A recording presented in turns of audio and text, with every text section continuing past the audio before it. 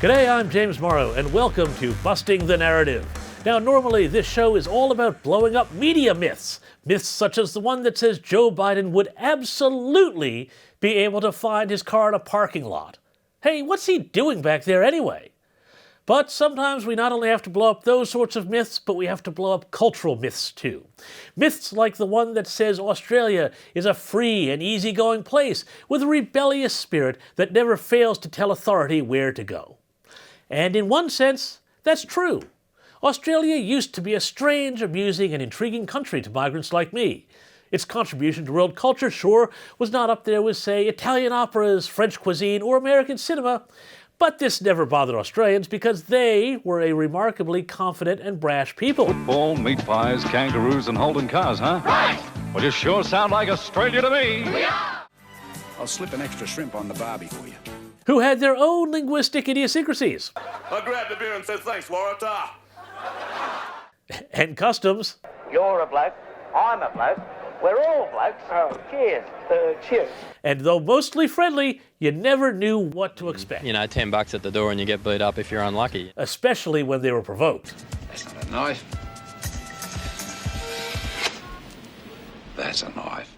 But it was their love of beer and laughter that mostly defined them, as former Prime Minister Bob Hawke demonstrated when he attended a cricket match in 2012.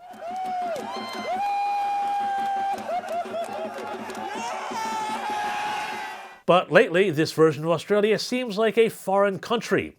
Recently, the world has been horrified to see what has been happening in Australia, which, over the course of COVID, has slid from being a robust democracy to a virtual health dictatorship. One where half the population is under some form of house arrest, including yours truly, and only allowed to leave home for very specific, authorized reasons, like talking to you. Where protesters are met with pepper ball, where police on horseback patrol the beaches to make sure no one is having a good time, and kids' skate parks see concrete bollards placed across them to make sure that no one commits the crime of riding their bike. Well, what happened? It's a bit of a complicated story, but it's one that everybody should know. Part of it is that when COVID struck, we in Australia pulled up the drawbridge to keep the pandemic out. But because we got lucky with the fact that we are an island, we got complacent and decided that our good luck could go on forever. And whenever an outbreak threatened our little COVID-free idyll at the bottom of the world, our elected officials panicked and gave the reins of power over to public health, who knew exactly how to get us out of this mess. Whilst it is in human nature to engage in conversation with others, to be friendly, unfortunately, this is not the time to do that. So even if you run into your next door neighbour in the shopping centre, in the Coles, whilst you're at Coles or Woolworths or Aldi or any other grocery shop, don't start up a conversation. Amazingly, with advice like that, the deadly Delta variant continued to surge, and public health, cheered on by a depressingly large segment of the media, kept tightening the screws. Now the public health industry has taken the excuse given by COVID to do what they have always dreamed, meddle in every aspect of our lives. For our own good, of course. The residents of one Sydney apartment tower which has been locked down by authorities are now limited to 6 beers a day. Even though alcohol is not only not a cause of COVID, it's also frankly a great treatment for some of its symptoms, including boredom.